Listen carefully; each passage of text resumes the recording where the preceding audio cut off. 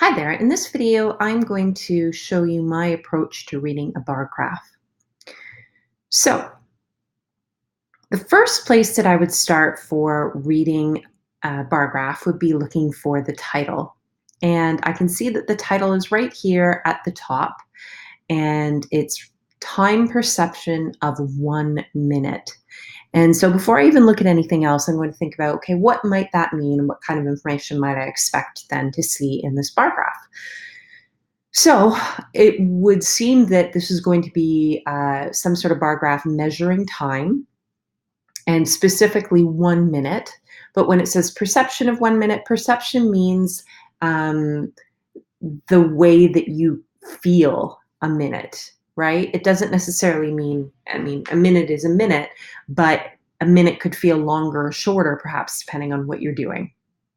Okay, now, when you're reading text, you start in the top left-hand corner and read to the end of the line, and then you keep working your way down the page. But that's not how bar graphs work. So you have to orient yourself to the bar graph to figure out which way the information is flowing. So if I look down this left-hand side here, I see perceived time, and then in brackets, I see mins, which I know is short for minutes. And so it starts with 1 up to 10. So the longest that you could actually perceive 1 minute being is 10 minutes. So it's only 1 minute, but it'll feel like 10 minutes. And then you could go right down to 0, like no time at all. Okay. And then on the bottom, this is where we have the different bars. And so these things are split into different categories. So I can see having fun is one category, doing nothing is another, sitting in class is another, waiting for the computer to load something is another. Okay. And I can also see that these things are organized in order from something that seems like it wasn't even a full minute at all to something that seemed to be 9 minutes. Okay. All right, now I'm going to look at this and I'm going to see that having fun, if I read up, maybe if you were having fun for a minute, it actually only felt like you were doing it for 30 seconds because it was fun.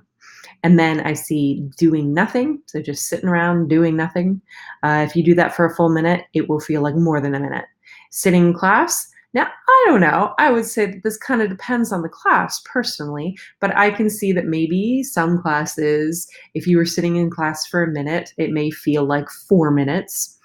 And then waiting for the computer to load something. Ah, yes, this is something I can relate to. So it may only take a minute, but it'll feel like, I would say, a lifetime. It should be off the charts, but that's just me. The graph tells me that waiting for a computer to load something, even though it may only take a minute, it actually feels like 9.